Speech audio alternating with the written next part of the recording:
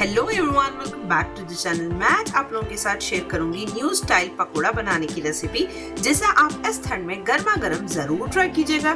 शाम की चाय के साथ या नाश्ते में बहुत ही अच्छा लगता है, एक बार जरूर ट्राई कीजिए। तो चलिए इसे बनाना कैसे है वो देख लें। वीडियो स्टार्ट करने से पहले आप सबसे रिक्वेस्ट है, अगर आप लोगों को मेरी वीडियोस अच्छी लगती हो तो प्लीज वीडियो को लाइक, शेयर और आपके अपना चैनल इंडियन दरबार किचन को सब्सक्राइब कर। फ्रेंड्स, तो चलिए बनाकर स्टार्ट करते हैं चिकन पकोड़ा की रेसिपी। तो उसके लिए मैंने यहाँ पर लिया है एक बाउल। इसमें ऐड कर दूंगी बोनलेस चिकन। ये तकरीबन 500 ग्राम्स उतना बोनलेस चिकन है। इस तरीके से क्यूब्स में, छोटे छोटे क्यूब्स में मैंने कट कर लिया है। अगर आपको चाहे तो बोन के साथ भी बना सकते हो, लेकिन चिकन पकोड़ा बना रहे हैं तो बोनलेस बहुत अच्छा लगता है। तो इसलिए मैंने 500 ग्राम ब्रेस्ट का चिकन बोनलेस क्यूब्स में कट करके लिया है। तो इसे फर्स्ट हम मैरिनेट कर लेंगे। इसको मैरिनेट करने के लिए फर्स्ट मैं ऐड कर दूंगी 1 टीस्पून उतना नमक।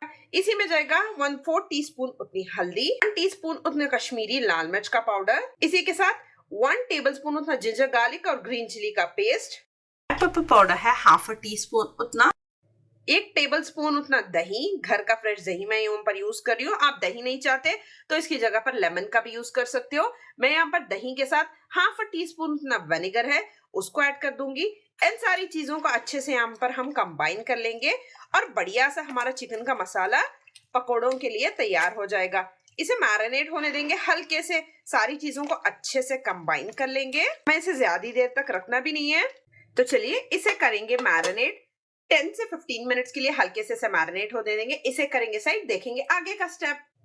नेक्स्ट स्टेप की तरफ आते हैं, जिसके लिए मैंने यहाँ पर एक बाउल लिया है। यहाँ पर मैंने प्याज को लंबाई में, जैसे पकौड़ों के लिए कट नहीं करते, बिल्कुल उसी तरीके से मैंने यहाँ पर 4 मीडियम साइज के ऑनियंस थे, उनको इस तरीके से यहाँ पर कट कर लिया है। हल्के से हाथों से इन सारे को हल्के से मसल लेंगे, ताकि सारे लेयर्स अच्छे से लच्छे प्याज के सेपरेट हो जाए। यहाँ पर जिस तरीके से हम पकोड़ों में यूज करते हैं, तरीके से प्याज को अलग अलग लच्छेदार बनाने से ना हमारा पकोड़ा क्रंची और क्रिस्पी भी बनकर तैयार होता है। तो चलिए फ्रेंड्स, इसमें ऐड कर दूंगी कुछ मसाले। तो उसके लिए साबुत धनिया मैंने यहाँ पर लिया है 1 टीस्पून उतना साबुत धनिया।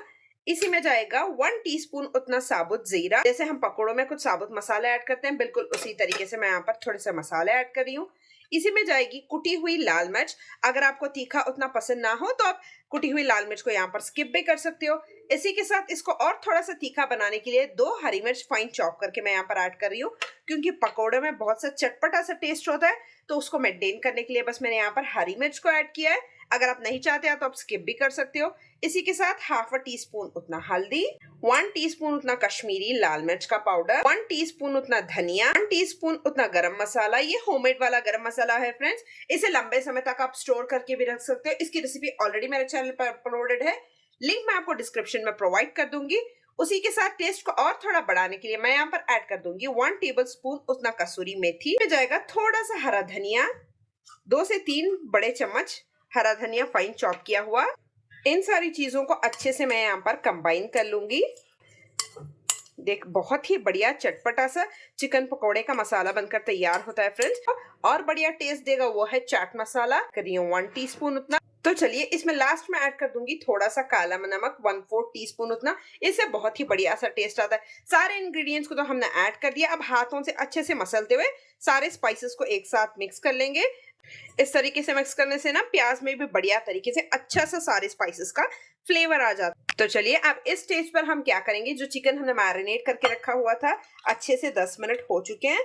तो इस स्टेज पर हम सारे चिकन को यहाँ पर ऐड कर देंगे और अच्छे से ऑनियन के साथ मिक्स कर लेंगे।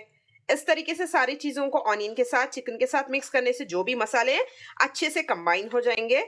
सारे मसाले अच्छे से इक्वली कोट हो जाएंगे। तो चलिए, सारी चीजों को, ऑनियन के मसाले भी सेपरेट थे, चिकन का भी अलग सा मसाला था, सारी चीजों को अच्छे से मैंने यहाँ पर कंबाइन कर लिया है। ऐसे हल्के से 10 मिनट्स का, अनदर 10 मिनट्स का रेस्ट दूंगी। इस चीज का ध्यान रखिए कि मैंने ऑनियन में नमक अभी तक नहीं डाला है। आगे का प्रोसेस मैं आपको बताऊंगी। तो चलिए, यहाँ पर बढ़िया तरीके से 10 मिनट्स हो चुके हैं सारी चीजों को कंबाइन करते हुए। इस चीज का ध्यान रखिए, मैंने नमक को बिल्कुल भी ऐड नहीं किया था। यहाँ पर मैं ऐड कर दूंगी 1/4 कप उतना बेसन, 1/4 कप उतनी सोजी। इससे बढ़िया सा क्रंच आता है। अगर आपके पास सोजी ना हो, बेसिक से चावल के आटे से भी बना सकते हो, लेकिन सोजी से बढ़िया सा क्रंच आता है। इसी में मैं ऐड कर दूंगी अनदर ½ टीस्पून उतना नमक, क्योंकि हमने सिर्फ चिकन के मैरिनेशन के वक्त नमक को ऐड किया था। जब हमने ऑनियन में सारे मसाले ऐड किए थे तो नमक बिल्कुल भी ऐड नहीं किया था। इन सारी चीजों को अच्छे से हाथों से इस तरीके से कंबाइन कर लेंगे। चलिए मुझे लगता है कि हल्के से थोड़ा से और बेसन की जरूरत है कोटिंग के लिए, तो अनदर 1/4 कप उतना बेसन मैं यहाँ पर ऐड कर दूंगी और सारी चीजों को अच्छे से कंबाइन कर लूंगी। मैंने यहाँ पर तकरीबन ½ कप उतने बेसन का यूज किया है। देख सकते हो बढ़िया तरीके से मसाला कोट हो रहा है चिकन के साथ, बस इस तरीके से कोट होना जरूरी है। तो चलिए मैं आपको बता दूं, कुछ इस तरीके से बेसन में बढ़िया तरीके से सारे चिकन को हमने यहाँ पर कोट कर लिया, बस इतना ही हमें यहाँ पर बेसन ऐड करना है। अगर आपके चिकन में और थोड़ा सा मॉइस्चर है और थोड़ा सा बेसन ऐड करके आप एडजस्ट भी कर सकते हो। तो चलिए इसे फ्राई कर लें। तो चलिए फ्रेंड्स, ऑयल को मैंने हीट होने के लिए रख दिया था, तो यहाँ पर ऑयल हल्के से हीट हो चुका है। हमें ज्यादा हीट नहीं करना है, बस बहुत हल्के हल्के से ऑयल को हीट करना है। इस तरीके से कोटेड चिकन को 1 बाय 1 स्ट्रिप्स यहाँ पर फ्लेम को मीडियम की तरफ टर्न कर लीजिए और 1 बाय 1 हम इस तरीके से चिकन के पीसेस को ऐड करते हुए जाएंगे। ये बहुत ही टेस्टी और यमी भी बनता है।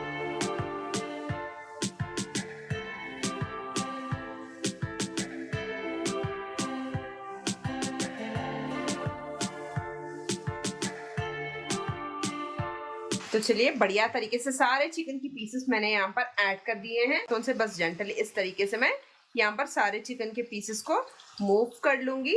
चिकन को पकने पे लगभग 4 से 5 मिनट तो लग ही जाएंगे। अच्छा सा नाइस गोल्डन, जिस तरीके से हम पकोड़े को फ्राई नहीं करते, बिल्कुल उसी तरीके से हम सारे चिकन को फ्राई करके रिमूव कर लेंगे। बहुत ही मजेदार स्पाइसेस हमने अलग अलग से ऐड किए, साबुत सारी चीजें भी ऐड की है हमने पकोड़े में, तो बहुत ही टेस्टी बनता है फ्रेंड्स, जरूर से ट्राई कीजिएगा।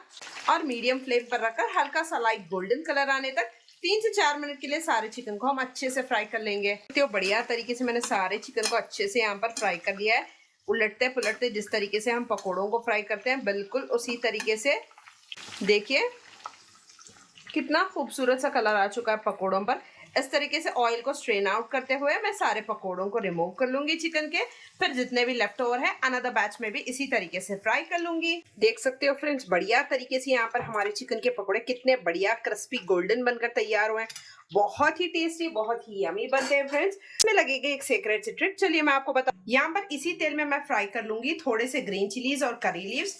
बस हल्के से इसे चटाकेदार फ्राई कर लेना है, अच्छे से चटपटे क्रिस्प हो जाए। आप देख सकते हो बढ़िया तरीके से, कुछ इस तरीके से बहुत ही जल्दी फ्राई हो जाते हैं और बहुत ही बढ़िया टेस्ट देते हैं फ्रेंड्स। ये बढ़िया से क्रिस्प हमारे करी लीव्स और ग्रीन चिली फ्राई हो चुके हैं, इन्हें ऑयल से रिमूव कर लेंगे। बढ़िया तरीके से करी पत्ता और ग्रीन चिली जो फ्राई की थी उसको मैं यहाँ पर ऐड कर दूंगी, एकदम क्रिस्पी। मैं आपको एक पकोड़ा तोड़कर भी दिखा दूं, आप देख सकते हो टेक्सचर बाहर से एकदम क्रिस्पी, क्योंकि हमने सोजी को ऐड किया तो बढ़िया से कुरकुरे क्रिस्पी मजेदार बने हैं।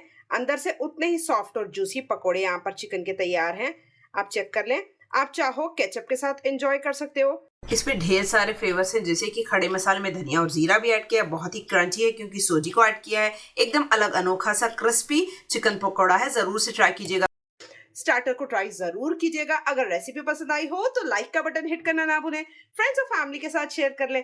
अगर मेरे चैनल पर नए हो तो चैनल को सब्सक्राइब कर लीजिएगा, प्लीज प्लीज फ्रेंड्स चैनल को सब्सक्राइब कर लें। अपने प्यारे प्यारे फीडबैक्स मेरे कमेंट्स में जरूर से दीजिएगा, मुझे बहुत अच्छा लगता है आपके कमेंट्स पढ़ना। Thank you so much for watching.